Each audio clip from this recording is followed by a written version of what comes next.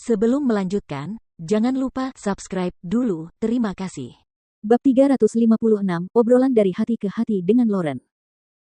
Chris berulang kali mencoba menguji kesabaran Jordan, jadi Jordan sudah lama ingin menghajarnya sampai babak belur. Chris sebelumnya menghina Jordan dan menyebutnya miskin, tetapi Jordan tidak dapat membalas karena dia memang benar-benar tidak punya uang sekarang. Jika dia melakukan kekerasan fisik, itu sama saja dengan mengakui bahwa dia pecundang yang tidak kompeten dan bahwa dia iri pada Chris yang kaya.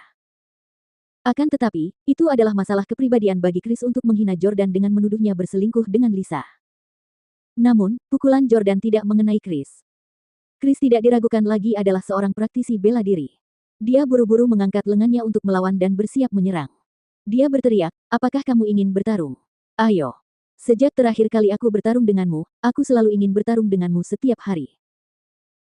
Chris dikalahkan oleh Jordan terakhir kali, dan setelah itu, dia berlatih keras setiap hari dalam upaya untuk mendapatkan kembali harga dirinya. Namun, bagaimana Lauren bisa menyaksikan Chris dan Jordan bertarung? Lauren menyela, "Bisakah kalian tidak bertengkar di depan Chloe?" Walaupun Jordan sebenarnya ingin memberi Chris pelajaran, ia memutuskan untuk menoleransinya demi Chloe karena ia tidak ingin Chloe berpikir bahwa ayahnya adalah seorang pria yang kejam. Chloe menghampiri dan bertanya pada Jordan, "Ayah, apakah ayah tidak punya tempat tinggal lagi sejak ayah memberikan kunci rumah pada wanita itu?" Anak-anak belum dewasa dan cenderung mengatakan apapun yang terlintas dalam pikirannya, jadi kata-katanya membuat Chris tertawa terbahak-bahak. "Hahaha, Chloe, kamu benar sekali. Jordan Stele bahkan tidak punya tempat tinggal sekarang, hahaha. Jordan sekarang tidak punya uang dan telah mengembalikan kunci rumah yang ditinggalinya, jadi dia mungkin harus tidur di jalanan malam ini." Chloe terus mengangkat kepalanya dan berseru, "Keren. Kalau begitu, ayah, tidurlah denganku dan ibu. Kita bertiga akan tidur bersama." Chris yang tadinya tertawa dan tersenyum, langsung menjadi pucat dan tidak lagi merasa bahwa perkataan Chloe enak didengarnya. Dengan keinginan yang kuat untuk menyakiti Chris, Jordan membelai kepala Chloe dan berkata, "Baiklah, sayang, aku akan tidur di sampingmu dan ibu. Aku akan melumpuhkanmu jika kau berani tidur di samping Lauren." Chris langsung marah. Jordan membalas dengan tidak sopan, "Aku akan tidur di samping putriku. Itu tidak ada hubungannya denganmu." Dengan ekspresi canggung, Lauren menatap Jordan dan berkata, "Jangan berkata begitu. Kamu bisa dengan mudah menimbulkan kesalahpahaman. Chris dan aku akan segera menikah, jadi sungguh tidak pantas bagimu untuk tinggal di sini. Jika Anda tidak punya tempat menginap, saya bisa menyediakan tempat untuk Anda, atau memesankan kamar hotel untuk Anda." Tadi malam, Jordan mengatakan bahwa Lauren telah menggunakan cara yang tidak bermoral untuk menikahinya, yang membuat Lauren tidak punya pilihan selain bersikap sedikit tidak berperasaan terhadapnya sekarang. Ia tidak ingin membiarkan Jordan tinggal di rumahnya lagi, jangan sampai Jordan salah mengira bahwa ia ingin memanfaatkan kesempatan itu untuk mendekatinya atau melakukan hal lainnya. Lagi pula, Lauren tahu bahwa mengingat sifat dan watak Chris, dia tidak akan pernah mengizinkan orang asing tinggal di rumah tunangannya karena betapa sombongnya dia. Melihat Lauren juga tidak setuju untuk membiarkan Jordan tinggal di sini, Chris tertawa terbahak-bahak dan mengejek, "Dengar itu, dasar pengemis. Kalau kamu tidak punya cukup uang untuk menginap di hotel, aku bisa memberimu sedikit. Lupakan soal menginap di rumah tunanganku." Jordan tidak ingin berdebat dengan Chris di hadapan Chloe, jadi Jordan memegang tangan Lauren dan berkata, "Ada sesuatu yang ingin kukatakan padamu." Melihat Jordan menarik tangan Lauren, Chris langsung membentak, "Hei, apa yang kau lakukan? Lepaskan wanitaku." Dengan Jordan memegang tangannya, jantung Lauren berdebar kencang. Dia menoleh ke arah Chris dan menjelaskan, "Keluarlah dan tunggu aku. Kita perlu bicara tentang Chloe." Tetapi, Chris tahu bahwa, sebagai ayah Chloe, Jordan berhak berbicara dengan Lauren tentang beberapa hal. Lagi pula, Lauren akan membawa Chloe bersamanya, meskipun dia akan menikah. Jadi, itu pasti ada hubungannya dengan Jordan. Namun, Chris khawatir Jordan akan merusak pernikahannya. Jordan memang bermaksud melakukan hal itu. Ketika dia datang ke kamar tidur Lauren, ruangan itu langsung dipenuhi dengan keharuman segar. Berkat pembantunya, semua ruangan menjadi bersih dan rapi, dan setiap bagian rumah bersih tanpa noda. Meskipun Lauren adalah ibu dari satu anak, dekorasi kamarnya masih muda, energik, dan semarak. "Lauren." Jordan memandang Lauren dan perlahan mulai berbicara. Di sisi lain, Lauren menundukkan kepalanya dan berinisiatif melepaskan tangan Jordan. Jordan kemudian berkata dengan dingin, "Jangan panggil aku seperti itu. Panggil saja Nona Howard seperti biasa, atau panggil aku dengan nama lengkapku." "Lauren." Jordan bersikeras memanggilnya dengan namanya.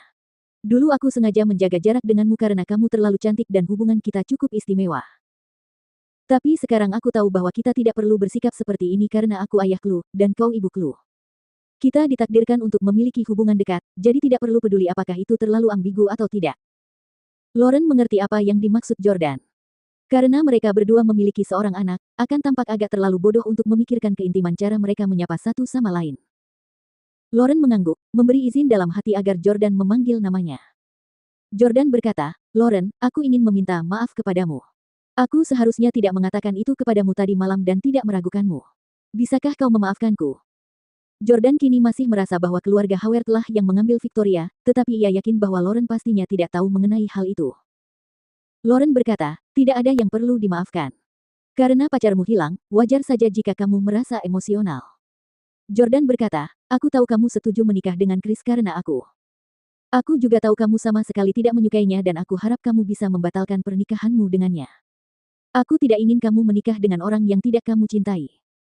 Lauren menggelengkan kepalanya dan berkata, masalah ini tidak akan pernah bisa diubah.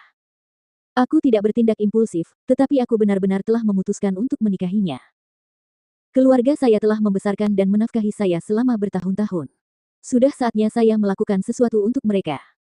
Tapi, Jordan tidak tega membiarkan dia mengalami hal itu.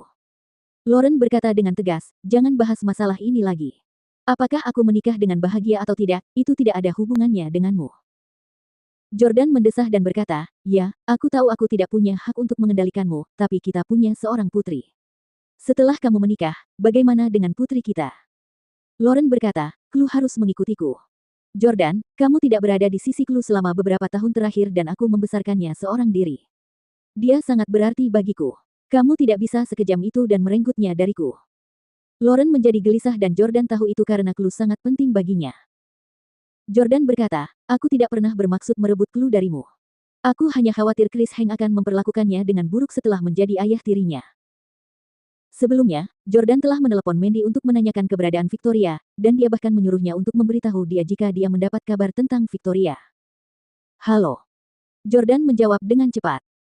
Di sisi lain, Mandy bertanya dengan penuh semangat, Tuan Stelle, saya baru saja menerima telepon dari tetangga saya di DC yang memberitahu saya bahwa seseorang menyiramkan cat ke pintu rumah saya dan saya sangat khawatir dengan keselamatan Anda. Apakah Anda baik-baik saja? Apa? Ada yang menyiramkan cat ke pintu? Jordan tertegun, dan dia segera mengerti apa yang sedang terjadi saat dia melotot marah ke arah Chris, yang berada di depannya. Dia baru saja merobek dekorasi untuk pernikahan Chris, jadi dia memperkirakan pria parubaya itu pasti pergi untuk mengeluh kepada Chris. Ia menduga bawahan Chris pastilah yang menyiramkan cat ke pintu. Jordan sedang dalam suasana hati yang buruk dan berkata, Mandy, aku baik-baik saja. Masalah ini memang ada hubungannya denganku, dan aku tahu siapa pelakunya. Aku akan memberimu penjelasan. Lagi pula, dia tinggal di rumah orang lain, jadi dia merasa tidak enak karena pintu Mandy terkena cipratan cat karena masalah yang disebabkan oleh Jordan. Karena Mandy dipersiapkan dan dipromosikan oleh Victoria, tentu saja dia tidak akan peduli dengan hal-hal itu dengan Jordan. Dia berkata dengan murah hati, hei, Tuan Stelle, Anda tidak perlu memberi saya penjelasan apapun. Baguslah, Anda baik-baik saja. Sisanya adalah masalah sepele. Namun, Jordan berkata, Mandy, aku tidak tahu kemana Victoria pergi sekarang. Aku tidak bisa terus tinggal di rumahmu. Bagaimana dengan ini? Aku akan mengirimkan kunci rumahmu kembali kepadamu melalui kurir. Namun, Mandy berkata, tidak perlu. Tuan Stelle, tetaplah di sana. Anda tidak perlu bersikap begitu formal kepada saya. Jordan kini berada dalam situasi yang berbeda dari sebelumnya, dan ia tidak bisa lagi memberikan apapun kepada Mandy. Karena itu, ia bersikeras, sudah beres. Saya tutup telepon sekarang. Setelah menutup telepon, Jordan bergegas mendekati Chris dengan nada mengancam dan bertanya, apakah kamu pelaku di balik percikan cat itu? Chris masih diam-diam mencicipi ikan bas buatan Jordan, yang sebenarnya sangat ia nikmati. Ia tertegun sejenak setelah mendengar pertanyaan Jordan. Ia lalu meletakkan peralatan makannya dan berdiri dengan marah. Oh, jadi yang merobek dekorasi pernikahanku itu kamu, dasar berandal. Aku jadi penasaran siapa yang begitu menyebalkan sampai-sampai merobek dekorasi pernikahanku dan Lauren. Ya, saya yang mengirim anak buah saya untuk menyiramkan cat ke rumah itu, tapi saya ingat pemiliknya seorang wanita. Apakah Anda hidup dengan gaya orang lain? Jordan berkata, baguslah kau mau mengakuinya. Jordan segera mengangkat telepon untuk menelepon polisi. Polisi, saya ingin melaporkan kejahatan. Seseorang menyiramkan cat ke pintu rumah tempat saya tinggal. Nama saya Jordan dan saya tinggal di Setelah melaporkan kejahatan itu, Chris tertawa terbahak-bahak dan bertanya, Jordan Stele, kamu benar-benar tidak tampak seperti keturunan keluarga terpandang. Bagaimana mungkin kamu berpikiran sederhana? Kau pikir kau bisa memasukkanku ke balik jeruji besi begitu saja? Apa yang kau pikirkan? Kau tahu berapa banyak antek yang kumiliki? Chris mendengus dengan arogan lalu memanggil Rob masuk. Rob, suruh anak yang menumpahkan cat di pagi hari itu pergi ke kantor polisi dan menyerahkan diri. Dia akan ditahan paling lama 10 hari dan didenda beberapa ratus dolar. Katakan padanya dia akan mendapat $1.500 untuk setiap hari dia tinggal di sana. Rob terkekeh dan berkata, hei, itu tawaran yang sangat bagus. Kau membuatku tergoda untuk masuk penjara menggantikannya. Oke, aku akan meneleponnya sekarang. Chris dengan bangga menyilangkan satu kaki di atas kaki lainnya. Jordan dulu punya banyak bawahan, jadi dia tahu bawahan biasanya akan bersaing satu sama lain untuk menerima kesalahan bos mereka dan tidak akan pernah mengungkap kejahatan bos mereka.